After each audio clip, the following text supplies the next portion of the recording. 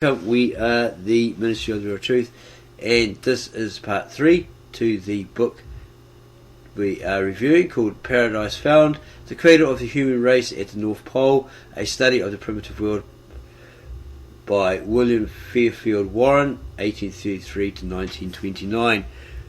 So far you have heard us detail many people's claims that they found paradise, and this went on, that went on, and this is what they saw.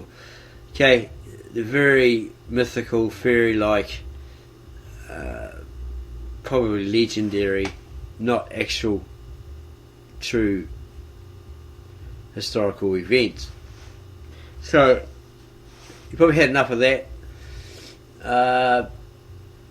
So we're going to skip a couple of things.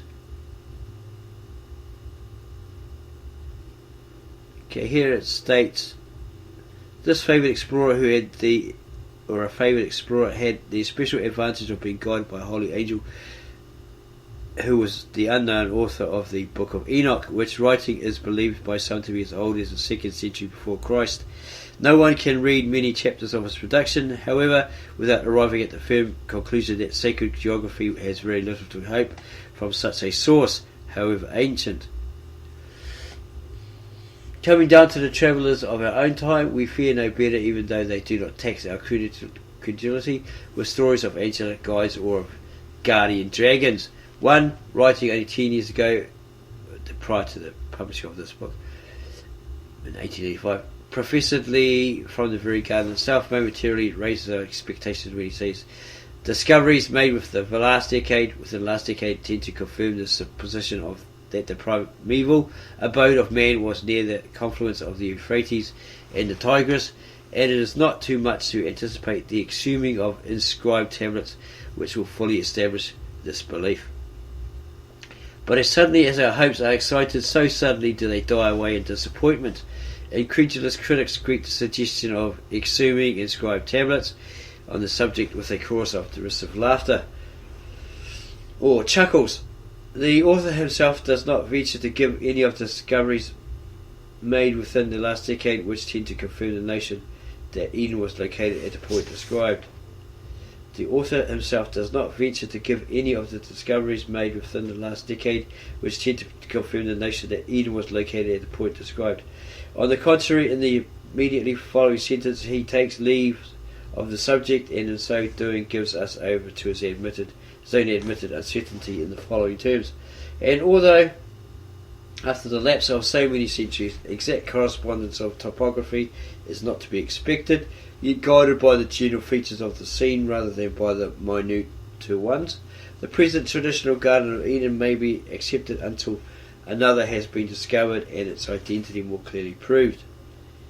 And that's the book we can refer to the book J.P. Newman, D.D., 1,000 Miles on Horseback, New York, 1875, page 69.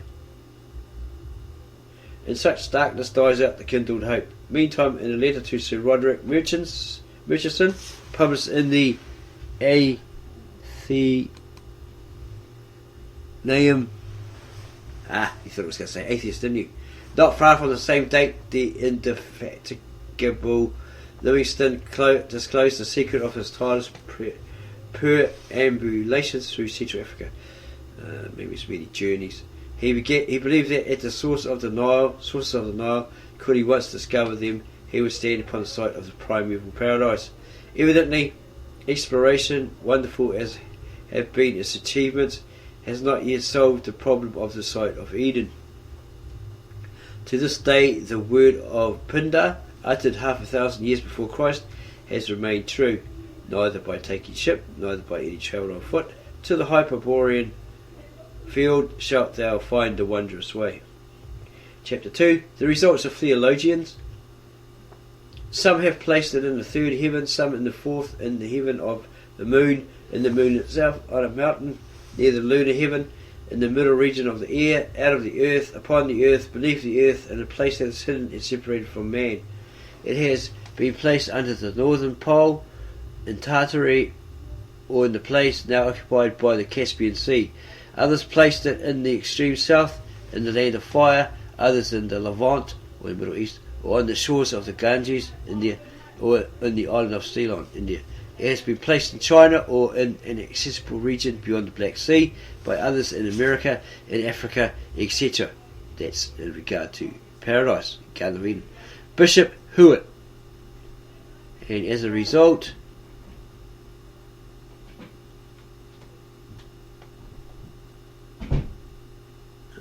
something about it being in the dark of night. Or was that not in darkness? I'm not too sure this in German. By Wetzer und Walter, Kirchen Lexicon. Theologians, Christians and Jews have in all ages different and inconsiderably different as to the location of the cradle of the human race. The evidences of this are so well known or so easily accessible to every intelligent reader that they need not be adduced in this place. And it suggests C. McClintock and Strong, Encyclopedia of Biblical, Theological and Ecclesiastical Literature, Arts, Eden and Paradise.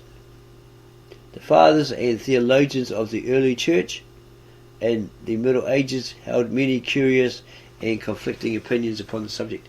Some, following the allegorizing method of Philo, interpret the whole narrative in Genesis as a parable setting forth spiritual things. Eden was not a place but a state of spiritual blessedness. The 4 rivers were not rivers but the 4 cardinal virtues, etc. The majority, however, held to the historic character of the narrative and to the strictly geographical reality of Eden. To the questions of its location, numberless were the answers. Often it was in the far east, beyond all lands inhabited by men. Sometimes it was thought as perhaps within or under the earth, in the regions of the dead. Sometimes it was neither on nor below the earth, but high above it, in the third heaven, or some way associated with the lunar orbit. Again, it would be stated that there are 2 paradises, a celestial and a terrestrial one, the one in heaven and the other on the earth. Tertullian, conceiving of the torrid zone as a flaming sword, which turned every way to keep the way of the tree of life, Genesis 3:24, placed Eden beyond it in the southern hemisphere. Now it was at the bottom of the sea, and footnote indication here says, in some legends Eden was submerged by the earliest deluge or flood that covered the mount. The Happy Garden was believed to be lying at the bottom of Lake Van in Armenia. Gerald Massey, The Natural Genesis, Volume 2, page 231.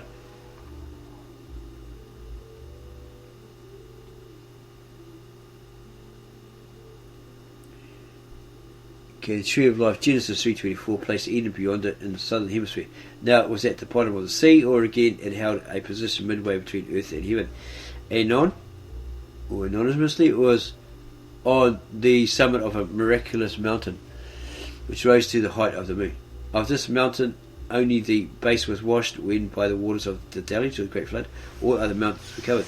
It was conceived of as rising in 3 gigantic stages to its stupendous height. Yes, there is Jewish scripture that says that there were giants that were like 400 feet tall, and then you have the Quran which says there were these Adad who were 100 feet, so their head was above water, so they didn't die. Hence, giants being on the earth after the flood, etc., etc.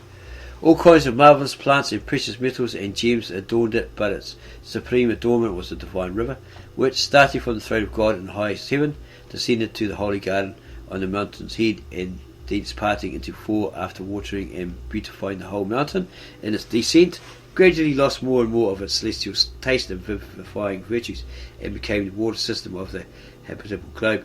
Sometimes the location of this mountain was described as in some distant portion of the earth, where the sea or earth and the sky meet. Impatient of such contradictions, Luther, in his own brusque way, is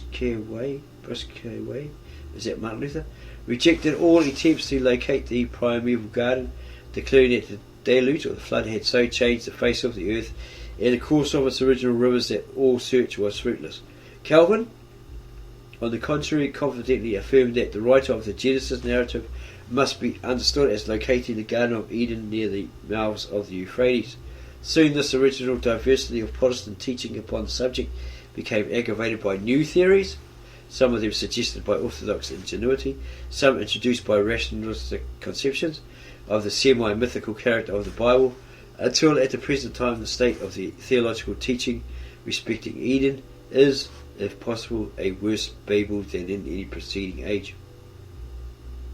For a partial illustration of the confusion, one has only to turn to the most recent and authoritative biblical, theological and religious encyclopedias. In McClintock and Strong's The Writer on Eden inclines to locate it in Armenia. In Smith's Bible Dictionary, the problem is abandoned as probably insoluble. You never find the answer. In the Great German Encyclopedia of Herzog, it is declared necessary to deny to the story of Eden a strictly historical character. It is a bit of a mythical geography. In the supplement, however, Pressel makes an elaborate argument of many pages in favour of the location at the junction of the Tigris and Euphrates. Dolman and Schenkel's Babel lexicon places it in the Himalayas, north of India. In the chief Roman Catholic encyclopedia, Wetzel,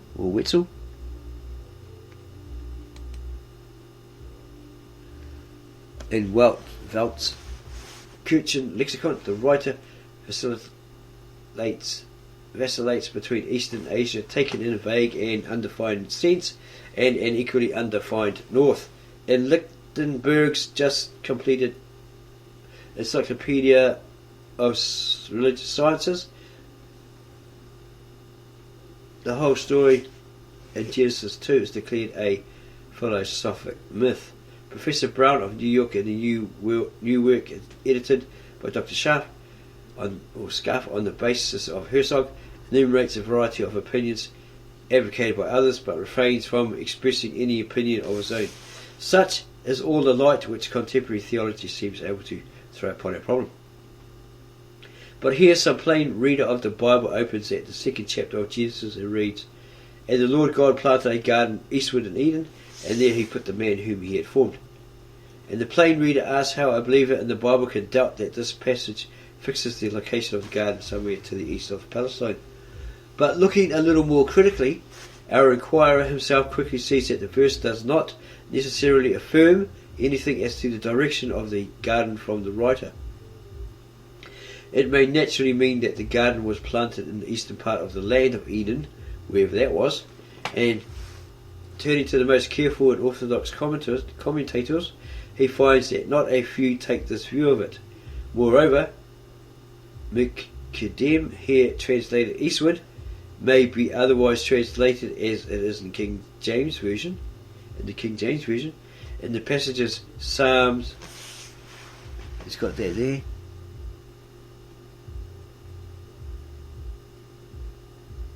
And elsewhere, in fact, is the Vulgate. In the Vulgate, it is here translated a principio, or in from the beginning. Among the early Greek translators, Symmachus, Theodotion, and Aquila understand the term in the same way. Hence, nearly 200 years ago, the learned Thomas Burnet wrote as follows: "Some have thought that the word Mikdem, Genesis 2:8, was to be rendered in the east or eastward as we read it, and therefore determine the site of paradise. But it is only the Septuagint that translates it so." We're guessing that because this apostrophe T throws us off. But yeah, it's only the Septuagint that translates it so. All the other Greek versions of St. Jerome, the Vulgate, the Chaldee paraphrase, and the Syriac render it from the beginning or in the beginning or to that effect. If we that do not believe the Septuagint to have been infallible or inspired have no reason to prefer their single authority above all the rest. And that's from Sacred Theory of the Earth, London, 2nd edition, 1691, page 252. The same writer says again, "We may safely say that none of the Christian fathers, Latin or Greek, ever placed paradise in Mesopotamia, that it is a conceit and innovation of some modern authors, which hath been much encouraged of late, because it gave more ease and rest as to further inquiries and an argument they could not well manage." And that's from page 253 of the second theory of the earth. As to the new source of evidence opened up by the decipherment of the cuneiform inscriptions, Lenormand says that in none of these, so far as yet deciphered, has anything been found indicating that the Chaldeo-Babylonians believed that their country was the cradle of the human race.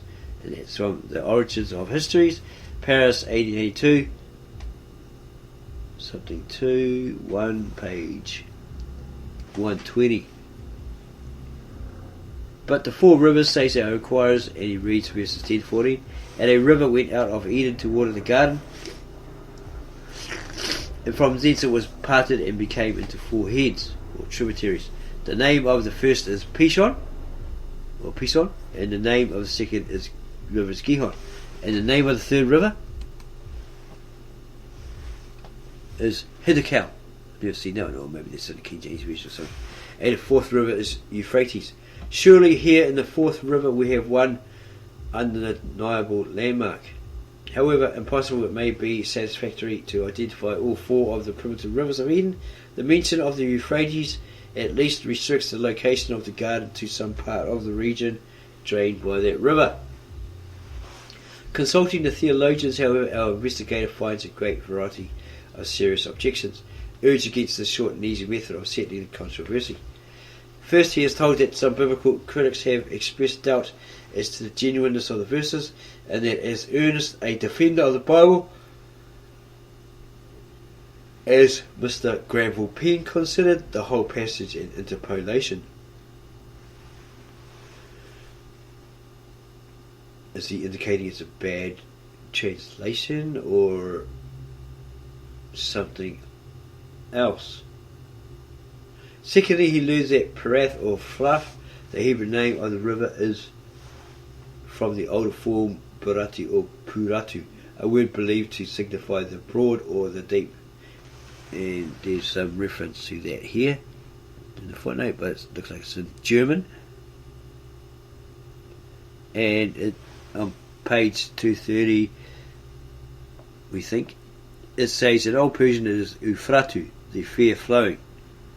F. Finzi Antichila, Assyria, Turin 1872, page 112.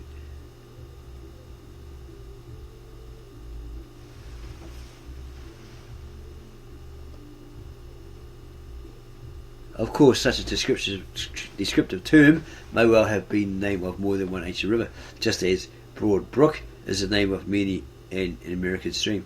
Indeed, in his learned work, La Burco, there's something in French, Aubry shows that in ancient time, Frat or Euphrates was the name of one or possibly two of the rivers of Persia. See paragraph 95, 136, 140. One of these in Pliny's time still bore the name. One of these in Pliny's time, probably Pliny the Younger, it could be Pliny the Older, this time still bore the name in the hardly changed form Ophradatus.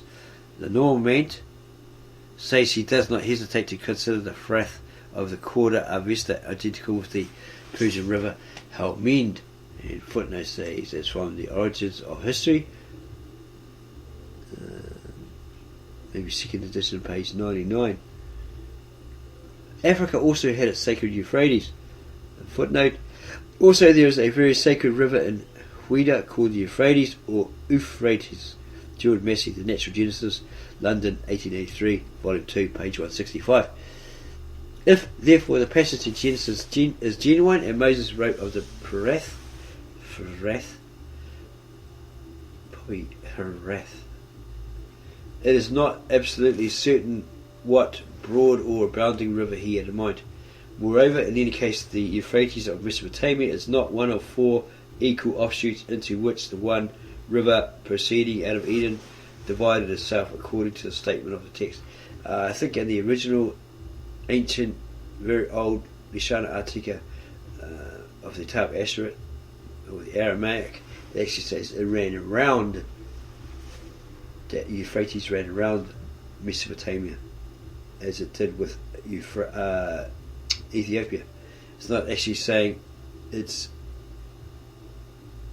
there. Moreover, in any case, the Euphrates of Mesopotamia is not one of 4 equal offshoots into which the one river proceeding out of Eden divided itself according to the statement of the text. Its source is not from another river at all, but from ordinary mountain springs. Thirdly, it must not be forgotten our friend is told that all peoples coming into a new country love to name their new rivers and towns after the loved and sacred ones they have left in their outer home. The Thames of New England perpetuates the memory of the Thames of Old England. It is very seldom indeed, says the late writer, that a river has no namesakes.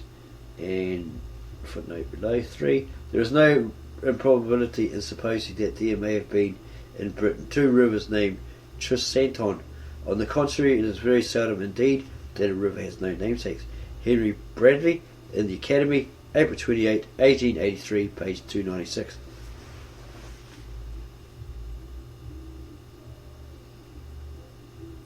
Very possibly, therefore, the Thruth of Mesopotamia may have, or Perath of Mesopotamia may have been named for some elder river of the antediluvian world. It's probably pre-flood era. Wherever that may have been, that it was so is the firm belief of various and learned writers. See Grill, it's got in German there, paragraph 239, 242.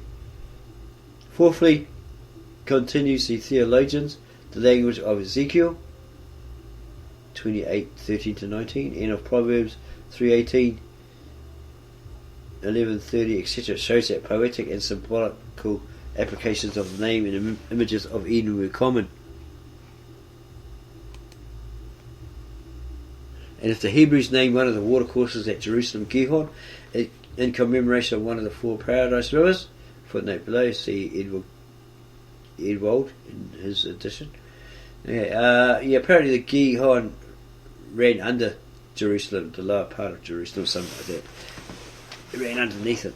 In commemoration of one of the 4 paradise rivers, it is not irrational to suppose that the inhabitants of Mesopotamia may have called their chief stream in honour of another of the 4.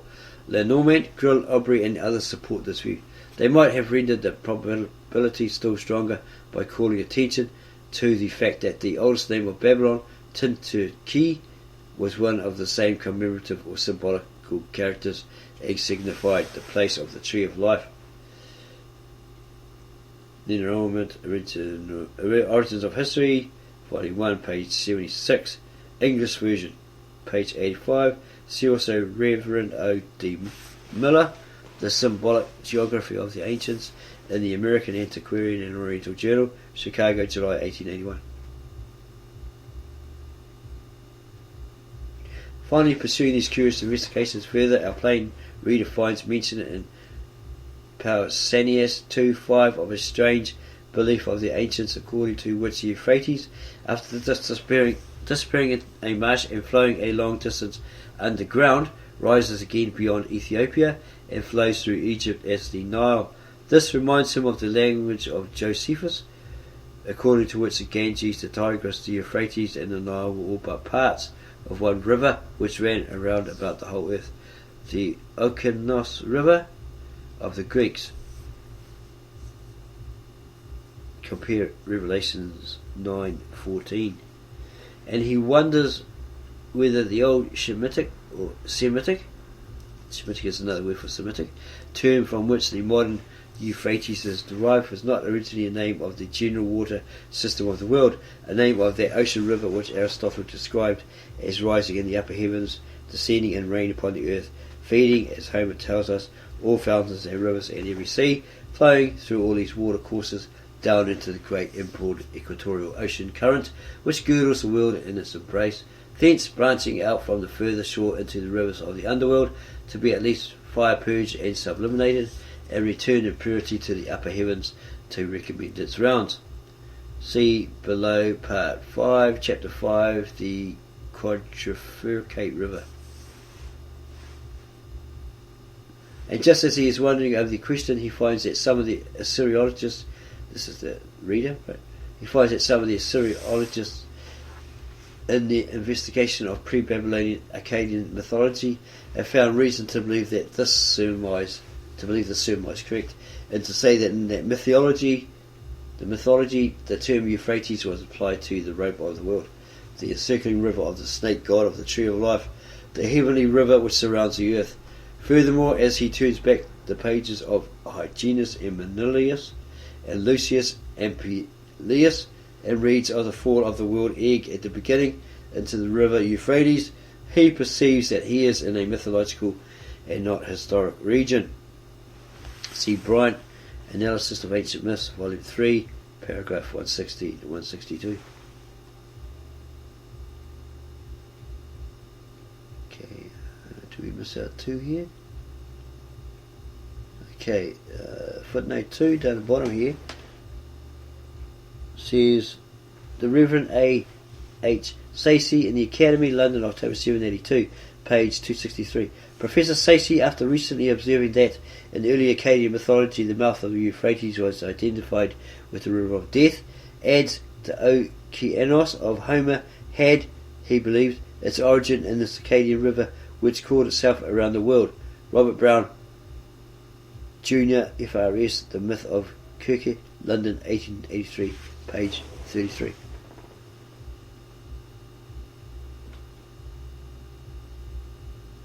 Okay, so the heavenly river surrounds the earth. The circling river on the snake god of the tree of life, the heavenly river which surrounds the earth. Furthermore, as he turns back to the pages of Hyginus and Manilius and Lucius and Peleus and reads of the fall of the world egg at the beginning into the river Euphrates, he perceives that he is in a mythological and not a historic region. And when he lights up upon a mutilated fragment of an ancient Assyrian inscription, in which the descriptions of the visible and invisible world are mixed up together, and in which the river of the life of the world is designated by the name Euphrates, he quickly concludes that it will not do to take the term Fra or Euphrata as always and everywhere referring to the historic river of Mesopotamia. Hitherto, or therefore, then, the results of the theologians as to the location of Eden are purely negative and mutually destructive. It would be difficult, says one of their number, to find any subject in the whole history of opinion which has so invited at the same time so completely baffled conjecture as this. Theory after theory has been advanced, but none has been found which satisfies the required conditions. The site of Eden will ever rank with the quadrature of the circle and the interpretation of unfulfilled prophecy among those unsolved and perhaps insoluble problems which possess so strange a fascination. And his reference there to William A. Wright of Trinity College, Cambridge, and Smith's Dictionary of the Bible article about Eden. Chapter 3, the results of non-theological scholars, naturalists, ethnologists, etc. And here's a quote here by Charles Darwin. It is useless to speculate on this subject. Charles Darwin. Well, that's the opinion room. The location of the cradle of the human race is as much a problem for the ethnologist and anthropologist as it is for the theologian, the archaeologist, the zoologist, and even the biologist. If at all broad and philosophical, and the inquiries cannot ignore the high interest of the questions. Was there for the human race once primitive centre of distribution? And if so, where was it located? 30 years ago, it's prior to 1885 when this book was published, the pretentious American work by Knott and Glidden, entitled The Types of Mankind, Philadelphia and London, 1854, entitled The Types of Mankind, a work written in opposition to the doctrine of the unity of the human race, attracted unusual attention to the former of these questions. The teaching therein put forth was that there are very many types and varieties of men without genealogical connection with each other, and that therefore a great number of primitive centres of distribution must be assumed.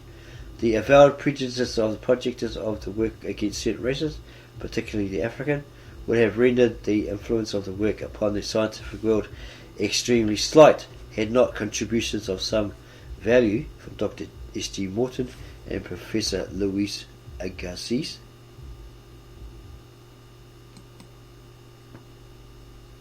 been incorporated with it. As it was, it gave European ethnologists occasion to form and express very own complementary conceptions of American representatives of ethnological research. And there's a footnote below. Such references as the following are not uncommon, and it's in German there. We have no idea what that says. Fortunately, these crude beginners of the science have had no influential successors of their own sort in this country, and but obscure or half-hearted disciples of any other.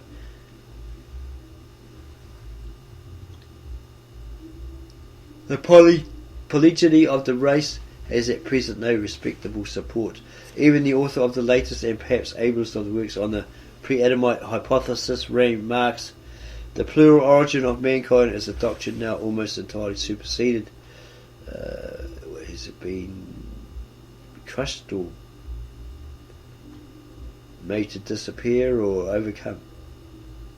All schools admit the probable descent of all races from a common stock. To the second question, therefore, the attention of the scientific and archaeological world is steadily gravitating. Given one primeval point of departure for the race, where shall that point of departure be sought? The answers which recent biologists, naturalists and ethnologists have given to this problem are hardly less numerous or less conflicting than are the solutions proposed by theologians. Of these answers, Professor Zuckler, in a late work, enumerates 10, each having the support of eminent scientific names, and reference to the Cross of Christ, translated by Evans, London, 1877, Appendix 3, page 389. In latitude they range from Greenland to Central Asia, and in longitude from America to Central Asia. In latitude they range from Greenland to Central Africa, and in longitude from America to Central Asia. Of the whole number, the two which seem to command the widest and weightiest support are first the hypothesis that Lemuria, a wholly imaginary now submerged prehistoric continent, H.P. Blavatsky etc. push that, under the northern portion of the Indian Ocean, they say it's real, this Lemuria, was the mother region of the race, and secondly that it was in the heart of Central Asia. The former of these sites is the one supported by Haeckel, Kaspari, Piscal and many others. And references as Ernest Haeckel, The Pedigree of Man and Other Essays, London, 1883, paragraph 73 to 80. And Otto Kuntze, Photogenesis, 1884, page 52. Note: perhaps the best popular summary of the arguments in its favour is that found in Oscar Piskel's Races of Men, New York, Appleton's, paragraph 26 to 34. But while biological speculation, especially in the hands of Darwinists, has strongly inclined towards the chief habitat of the ape tribes in its attempt to find man's primitive point of departure, comparative philologists, mythologists and archaeological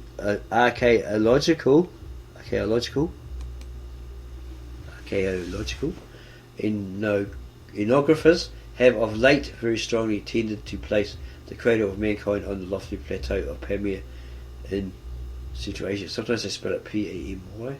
I think that's right. For these, the eminent French anthropologist Quatrefages is well entitled to speak. And he stated, "We know," says the savant, "that in Asia there is a vast region bounded on the south and southwest by the Himalayas, on the west by the Balor Mountains, on the northwest by the Alato, on the north by the Altai Range and its offshoots, on the east by the Kinkan, on the south and southeast by the Falida and Quinlun. Judging of it by what exists at the present day, this great central region might be regarded as having included the cradle of the human race. In fact, the three fundamental types of all the races of mankind are represented in the populations grouped around this region. The Negro races are the furthest removed from it. What is that? Is that because of prejudice, bias, racism? But have nevertheless marine stations in which they have found purer mix, from the Kyushu to the Andaman Islands. On the continent they have mingled their blood with nearly all the inferior castes or lower classes, have classes of the two Gangetic peninsulas. They are still found pure in each of them. They ascend as far as Nepal, and according to Elphinstone, spread to the west as far as the Persian Gulf and Lake Zara.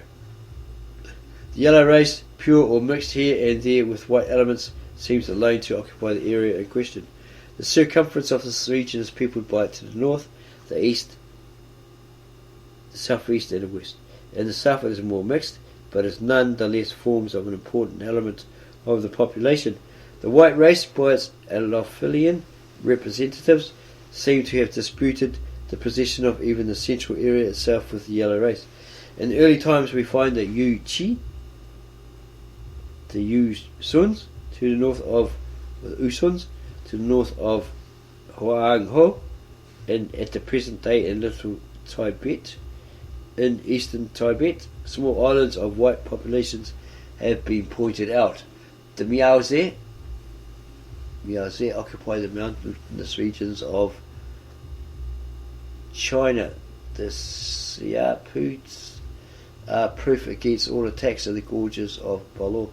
On the confines of this area we find to the east the Ainos, and the Japanese of high caste, the Tinguians of the Philippine Islands, to the south the Hindus. To the southwest and west the white element, pure and mixed, is completely predominant. No other region on the face of the globe presents similar reunion of the extreme types of the human race distributed around a common centre. This fact of itself might suggest to the naturalist the conjecture which he has expressed above, but we may appeal to other considerations. This is what this guy, anthropologist Quattrofagis, has stated. One of the weightiest of these is drawn from philology. The three fundamental forms of human language are found in the same regions and in analogous connections. In the centre and the southeast of our area, the monosyllabic languages are represented by the Chinese, the Annamite, the Siamese, and the Tibetan. As agglutinative languages, we find from the north east to the northwest the group of the Ugro-Japanese, in the south that of the Dravidians and the Malays, and in the west the Turkish languages. Lastly, Sanskrit with its derivatives and the Iranian languages represent, in the south and southwest, the inflectional languages, with the linguistic types accumulated around the central region of Asia. All human languages are connected, either by their vocabulary or their grammar. Some of these Asiatic languages resemble very closely languages spoken in regions far removed or separated from the area in question by very different languages. Lastly, it is from Asia again that our earliest tamed domestic animals have come. Isidore Geoffroy Saint Hilaire is entirely agreed on this point with Diderot de la Mare. Thus, taking into account only the present epoch, everything leads us back to the central plateau, or rather this vast enclosure. Here we are inclined to say to ourselves, the first human beings appeared and multiplied down to the moment when the populations overflowed like a bowl which is too full, and poured themselves out in human waves in all directions. And there's a footnote there. This is from the Human Species, paragraph 175 to 177. Quattrofagis' noteworthy suggestion as to the possibility of a modification of the above conclusion in consequence of the revelation of recent paleontological researches will be noticed in Part 3, Chapter 7. This view of the location of the first centre of the race is very widely accepted. It has the support of many great names. To its establishment, contributions have been made by scholars in a great variety of fields. Among them may be mentioned Lassen, Burnoff, Ewald, Renan, Aubry, de Eckstein, Hofer, Senat, Maspero, Lenormand, etc. Perhaps the most important single treatise representing the view is Aubry's Cradle of the Human Species, a work of singular interest to every scholar. But the latest writers on the question are by no means confined to the two locations just mentioned.